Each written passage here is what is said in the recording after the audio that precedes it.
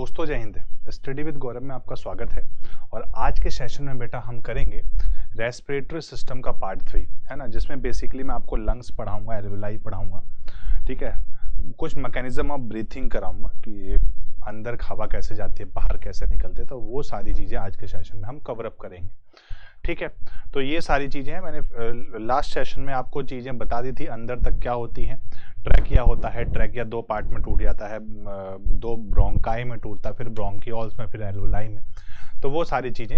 और लंग्स के अंदर, फेफड़ों के अंदर तीन चीज़ें होती हैं बेटा, कौन कौन सी? एक तो ब्रोंकाई होती है, ब्रोंकाई होती है, ठीक है, ब्रोंकियोल्स होता है, ये मैंने पिछले सेशन में आपको बताया था, है ना। एक ब्रोंकियोल्स होता है बेटा, और एक होता है आपका एल्वोलाई। तो ये तीन चीजें जो होती हैं फेफड़ों के अंदर प्रेजेंट होती हैं, ठीक है। तो चीजों को स्टार्ट करते हैं फ्रॉम द लंग्स। फेफड़ों से चीजें स्टार्ट होती हैं।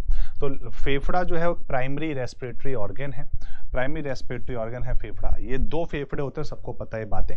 दोनों फेफड़ों के बीच में एक हड्डी होती है, दोनों फेफड़ों के बीच में एक हड्डी होती है ना, बोन जो होती है ना, फेफड़ों के बिल्कुल बीचों बीच, तो ऊपर की तरफ होती है, ऊपर ही दिखती है वो, ठीक है। It is a sternum, sternum.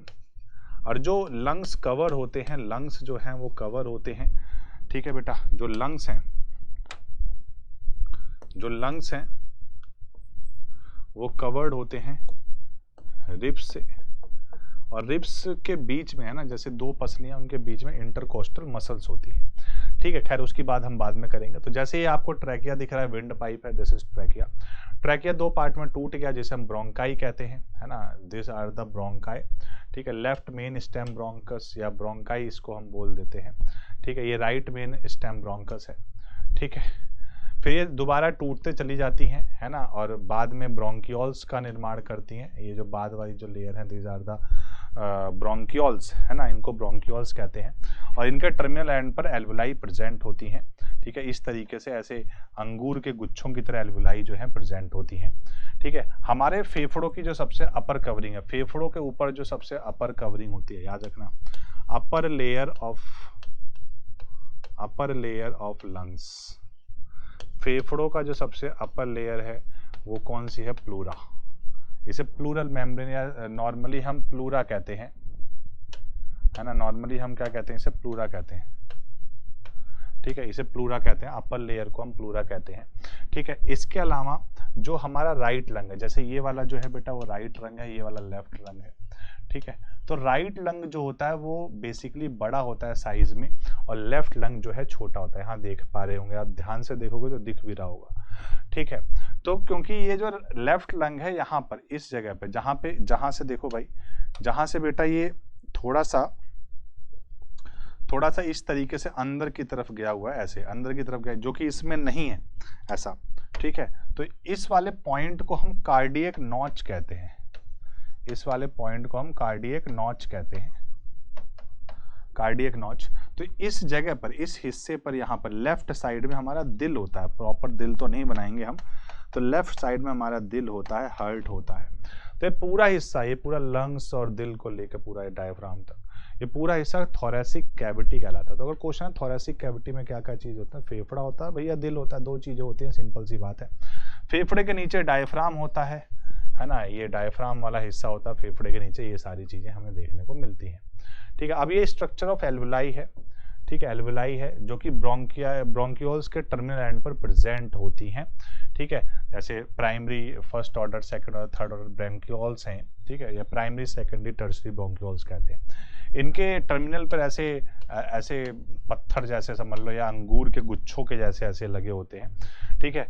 और कई सारे जब एल्वोलाई जब होती है तो उनके बीच में इस तरीके से बेटा एल्वोलर डक्ट्स होती हैं ना, कुछ नलिकाएं प्रेजेंट होती हैं, है ना। और उन नलिकाओं में जो छेद होता है, जो ऐसे पोर्स होते हैं उन नलिकाओं में, ये छोटे छोटे पोर्स जो होते हैं, उन्हें हम पोर्स ऑफ कोहन बोलते हैं। तो क्वेश्चन आ जाता है, pores of Kohn are present with, है ना, या कहाँ पर प्रेजेंट होता है पोर्स ऑफ कोहन, कहाँ उपस्थित होते हैं? तो they are present in the alveoli, ठीक है। अगर ज्यादा क्लोज ऑप्शन देना होगा तो लंग्स के ही सारे ऑप्शंस होंगे, दूर दूर देना होगा तो एक लंग्स होगा, एक स्टमक होगा, इस तरह से ऑप्शन होंगे, ठीक है। तो एल्वोलाई के अंदर पोर्स ऑफ कोहन जो है प्रेजेंट होते हैं, ठीक है। तो ये सारी चीज़ें हैं, ये सारी बातें हैं। एल्वलाई जो है वो बेसिकली जैसे ये जो ब्रोंकाई हैं ना, ये जो ब्रोंकाई हैं ये स्मूथ मसल से बनी होती हैं। They are made by smooth muscle और इनके ऊपर इलास्टिक फाइबर्स होते हैं। इनके अंदर क्या होते हैं, इलास्टिक फाइबर्स प्रेजेंट होते हैं। ठीक है, तो ये सारी चीज़ें आप याद कर सकते हैं, समझ सकते हैं। ठीक है, नाउ लंग्स जो है वो डबल लेयर कवरिंग होती है, किससे, pleural, they are covered with pleura, pleura से कवर्ड होता है। और जैसे डबल लेयर होती है हमारे फेफड़े के ऊपर डबल लेयर होती है, ठीक है, ऐसे डबल लेयर होती है। तो इस लेयर को हम क्या कहते हैं, प्लूरा कहते हैं। ठीक है, इस लेयर को हम क्या कहते हैं बेटा, प्लूरा कहते हैं। ठीक है, प्लूरा कहते हैं इस लेयर को। और इन लेयर्स के बीच में क्या होता है, लिक्विड भरा होता है। इन लेयर्स के बीच में क्या भरा होता है बेटा, लिक्विड भरा होता है। तो इस लिक्विड को हम क्या कहते हैं, प्लूरल फ्लूइड कहते हैं। इन लिक्विड को हम क्या कहते हैं बेटा, प्लूरल फ्लूइड कहते हैं, याद रखना। तो ये फेफड़े के ऊपर है, ठीक है, जो कि बेसिकली एक तरह से फेफड़े को जैसे कहीं गिर उठ जाए तो उसको उससे भी बचाता है ना, कोलैप्स होने से भी बचाता है। तो जो आउटर प्लूरल मेम्ब्रेन है ना, जो बाहर वाली लेयर है प्लूरा की, ठीक है, उसे हम विसरल प्लूरल मेम्ब्रेन कहते हैं। ठीक है, और जो इनर प्लूरल मेम्ब्रेन है उसे हम पैराइटल प्लूरल मेम्ब्रेन कहते हैं। दोनों याद रखना। जो बाहर वाली है बेटा, जो बाहर वाली है उसे विसरल कहेंगे, याद रखना। ये कुछ ना रूट वर्ड्स हैं साइंस में। जो बाहर वाली, उसे बाहर वाली को विसरल शब्द से यूज कर देंगे, है ना, और अंदर वाली को पैराइटल से यूज कर। तो पैराइटल का मतलब भी अंदर होता है। ठीक है, तो बाहर वाली को हम विसरल बोलते हैं, ठीक है, विसरल बोलते हैं, और अंदर वाली को पैराइटल बोलते हैं। ठीक है, तो पैराइटल ऑब्वियस सी बात है, अंदर है तो फेफड़ों से कनेक्ट रहेगी, लंग सरफेस से कनेक्ट रहेगी। और जो विसरल है, जो बाहर है, वो थोरेसिक लाइन से कनेक्ट है, जो मतलब जो बाहर की तरफ थोरेसिक लाइनिंग है उससे कनेक्ट रहती है। ठीक है, तो ये लंग्स के आउटर लेयर की सारी कहानी हुई बेटा इस पॉइंट में। ठीक है, small space called media stannum lies in between the two lungs, है ना। तो दोनों फेफड़ों के बीच में जो ये जगह होती है ना, यहाँ पे आप देख पा रहे होंगे, ये दोनों फेफड़ों के बीच की जो जगह है ना, ये वाली, ये जो जगह है बेटा, इसे मीडिया स्टेनम कहते हैं, मीडिया स्टेनम। ठीक है, इस जगह को हम बेटा मीडिया स्टेनम कहते हैं, तो याद रखना। तो स्मॉल जो स्पेस होता है उसे हम मीडिया स्टेनम कहते हैं, जो दोनों फेफड़ों के बीच में होती है। लाइट देखो, अच्छा हाँ, अब मैंने अभी पीछे बताया था कि राइट लंग जो होता है वो लेफ्ट लंग से बड़ा होता है। राइट लंग जो होता है बेटा वो 3 लोब्स में डिवाइड होता है, और लेफ्ट लंग जो होता है वो 2 लोब्स में डिवाइड होता है। ठीक है, याद रखना।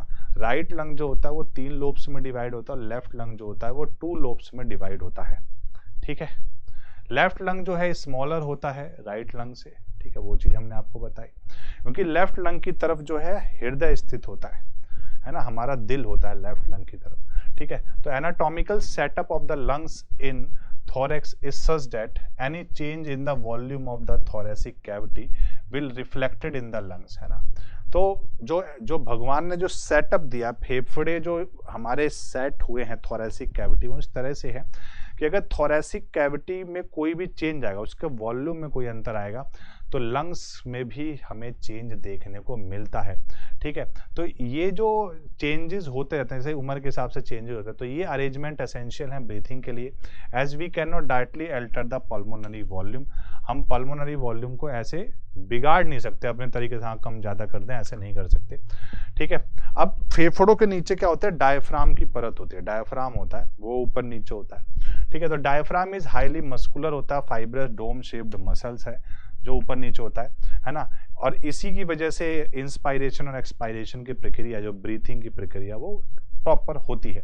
तो इंपॉर्टेंट फंक्शन जो है डायफ्राम का वो क्या है, वो रेस्पिरेशन कराना है, श्वसन कराना है।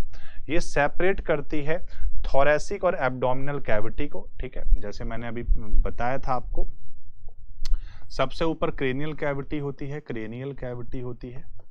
ठीक है, उसके नीचे थोरेसिक कैविटी होती है, थोरेसिक, और उसके नीचे एब्डोमिनल होती है, उसके नीचे क्या होती है, एब्डोमिनल कैविटी होती है, और सबसे नीचे होती है पेल्विक कैविटी। तो एब्डोमिनल और थोरेसिक कैविटी को सेपरेट करने का काम किसका है, डायफ्राम का है है ना।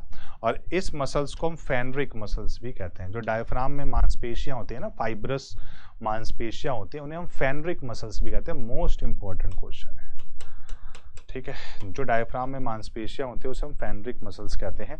This is the most important question for that, ठीक है।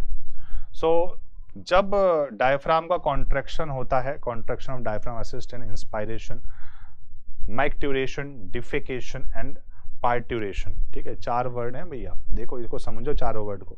जब हमारा डायफ्राम सिकुड़ता है, कॉन्ट्रैक्ट होता है, ठीक है, तो ये कुछ 4 काम करवाता है। 4 कामों की वजह से कॉन्ट्रैक्ट होता है। इंस्पायरेशन, है ना, सांस का अंदर जाना, ठीक है।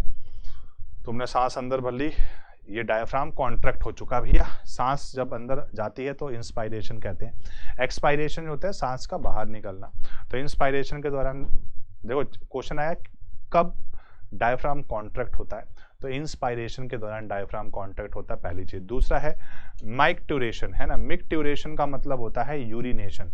जब हम यूरिन बाहर निकालते हैं शरीर से तो भी डायफ्राम कॉन्ट्रैक्ट होता है। This is the urination. इसका एक दूसरा नाम आप समझ लो, यूरिनेशन हम इसे कह सकते हैं।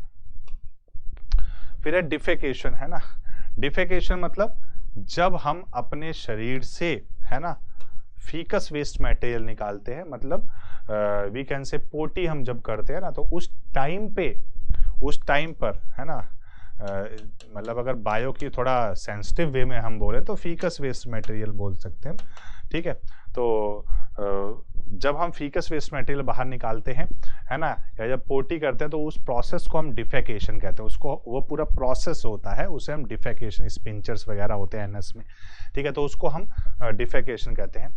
फिर है पार्ट्यूरेशन, है ना। पार्ट्यूरेशन क्या होता है, जब कोई माँ नॉर्मल डिलीवरी करती है ना, किसी बच्चे की नॉर्मल डिलीवरी करती है, तो जब जो आपका पूरा जब बच्चा बाहर निकल रहा है, तो बच्चे के साथ साथ उसका जब प्लेसेंटा, है ना, जो उसके साथ कॉर्ड जोड़ी होती है, वो सब पूरा जब बाहर आ जाता है, तो इसको हम पार्ट्यूरेशन कहते हैं, ठीक है। तो ये प्रेगनेंसी से संबंधित है भाई, ये यूरिन से संबंधित है, ये पोटी से संबंधित है, और वो सांस लेने से संबंधित है।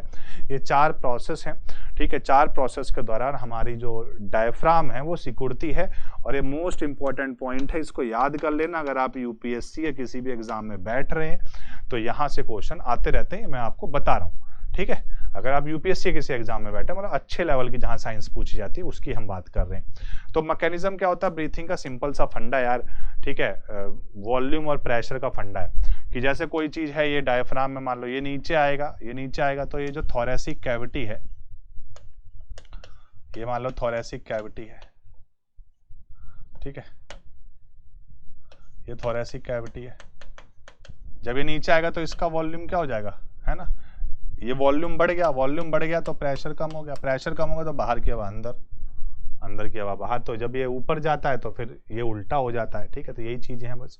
तो ब्रीथिंग 2 फेज में होता है, एक इंस्पायरेशन, एक एक्सपायरेशन, है ना। हवा का अंदर आना इंस्पायरेशन, बाहर निकलना एक्सपायरेशन, सिंपल सी बात। Movement of air in and out to the lungs carried out by creating a pressure gradient between the lungs and atmosphere. जब फेफड़ों और एटमॉस्फेयर के बीच में प्रेशर डिफरेंस क्रिएट होता है, ग्रेडियंट का मतलब हो गया डिफरेंस, है ना, दाब में अंतर होता है, तो अपने आप हवा अंदर बाहर जाती है, ठीक है। तो इसे सीधा डायग्राम पे चलते हैं। ये सब आप ये इसका स्क्रीनशॉट वगैरह ले लेना आप, है ना।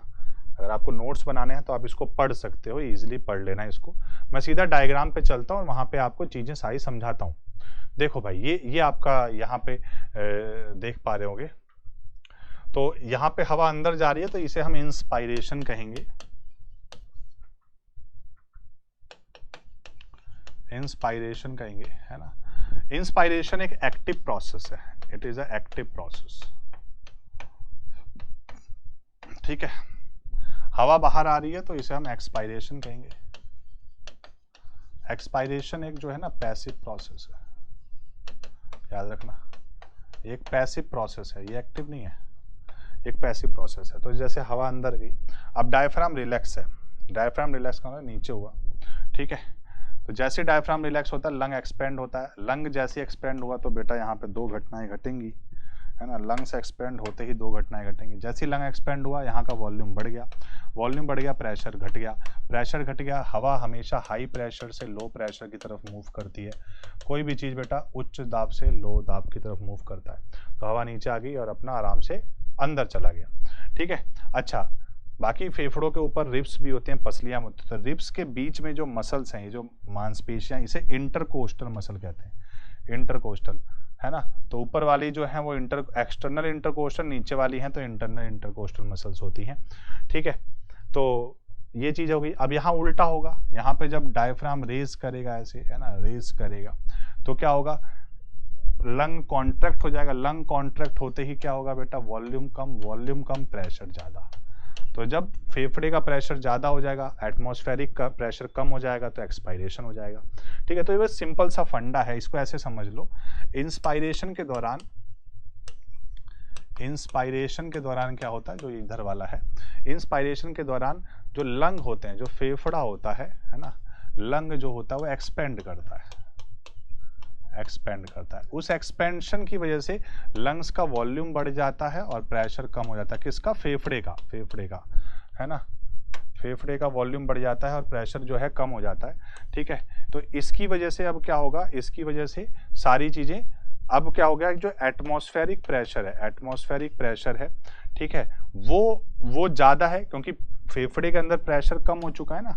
तो एटमॉस्फेरिक प्रेशर ज़्यादा और लंग्स का जो फेफड़े का जो प्रेशर, मैं बस पी से डिनोट कर रहा हूँ, वो कम है, ठीक है। तो हवा हाई प्रेशर से लो प्रेशर की तो एटमॉस्फेयर से अंदर लंग्स में घुस जाएगी, तो उसे हम इंस्पायरेशन कहेंगे। एक्सपायरेशन में बेटा उल्टा हो जाएगा, इसी चीज़ का उल्टा लिख लो बस। एक्सपायरेशन में क्या होगा, एक्सपायरेशन में हमारा जो फेफड़ा है, लंग्स जो है, वो कॉन्ट्रैक्ट करता है, सिकुड़ जाता है। तो इस कॉन्ट्रैक्ट की वजह से क्या होगा, वॉल्यूम कम प्रेशर ज़्यादा।